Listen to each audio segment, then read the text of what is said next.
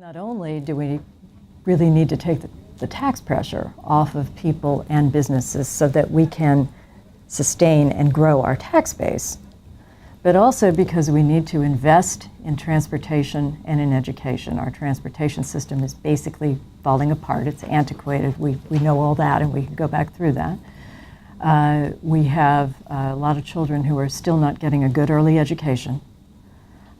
They can't read by the time they get out of 3rd grade, and without that it's hard to do anything else. And then when they get to the higher ed system, 70% of the kids who go to community college still need remediation in reading or math, and 50% of those who go to the CSU system need remediation in reading or math.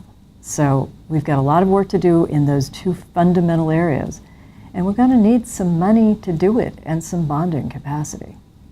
So we need to get, number one, the fiscal house in order. Norwalk and Stamford, because of their proximity to New York and their high property values, have therefore not done very well with the ECS formula. But if you compare Norwalk to Danbury, Danbury has much lower property values than Norwalk does. But it has about the same population, the same percentage of kids on free and reduced lunch, the same percentage of folks below the poverty line, English as a second language, and approximately the same median income. So the only difference is property values. Now you might think that would cause a little difference between the two cities, but Danbury gets about $24 million a year in ECS, and Norwalk gets about 10. And so no, I don't think it's fair. I think with transportation as well, because Metro North is something that affects us only in this part of the state, only in southwestern Connecticut. I think it has implications for the whole state, because this is where the money in Connecticut goes to work and comes back and pays the taxes of about 45% of them. But in terms of everyday life, Metro North directly affects people down here.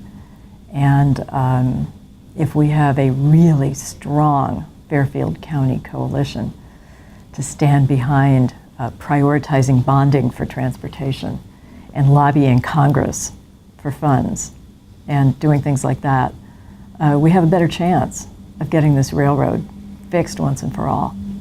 You hear a lot about lockboxing the Special Transportation Fund. That is part of it. It is not all of it. We've done that. A number of us, and I did work very hard on this, but I'm not the only one, because you are never the only one in the legislature.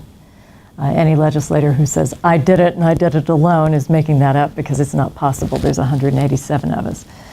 But I did work very hard on protecting the Special Transportation Fund for having its monies used for anything but transportation. And the statute, which was in the 2013 Omnibus DOT bill, which was either Senate Bill 972 or 975, can't ever remember which one it is, but it's one of those two, has 2 lines in it that says special transportation money will be used from July 1st, 2015, only for transportation purposes.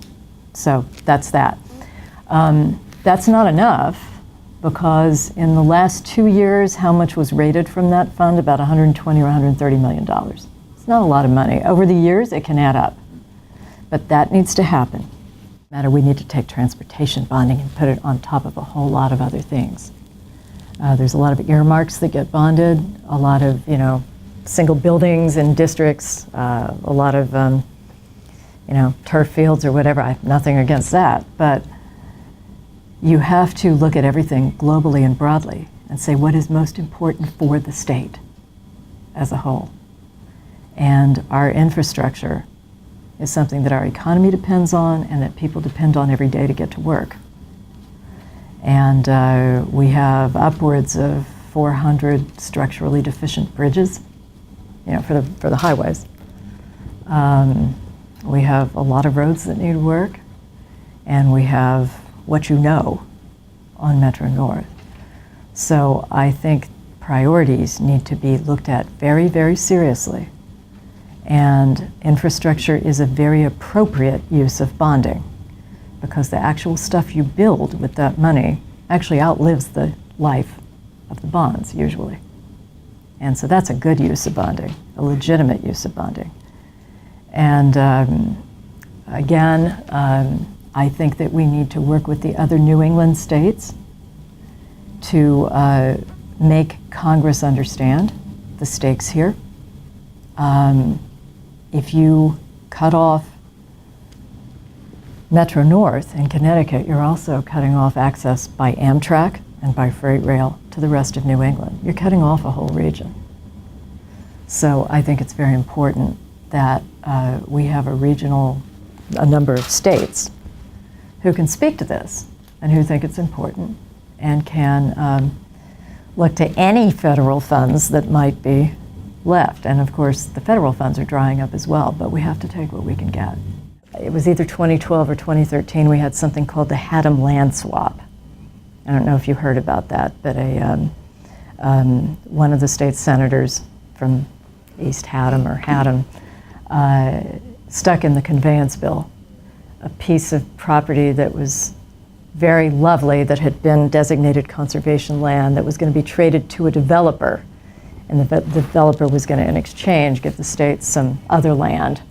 And the developer was going to develop this thing.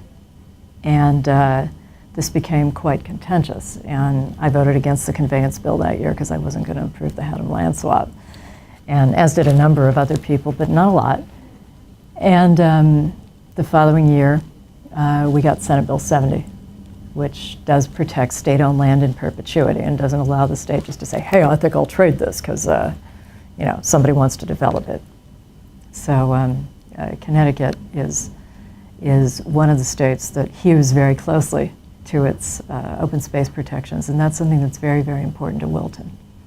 So it's something that I've been very, very keen to make sure that I pay a lot of attention to. And we've been very fortunate in Wilton to have a new senior facility, Wilton Commons, on a brand new model that's 12 years old, but it didn't happen until just now. It took 12 years to happen. But it could be a template for other senior residences. $2 million of private funding raised by citizens in Wilton. And then I can't remember if it's $4 or $6 million from the state. I can never remember. But quite a substantial amount from the state, but based on that first private chunk.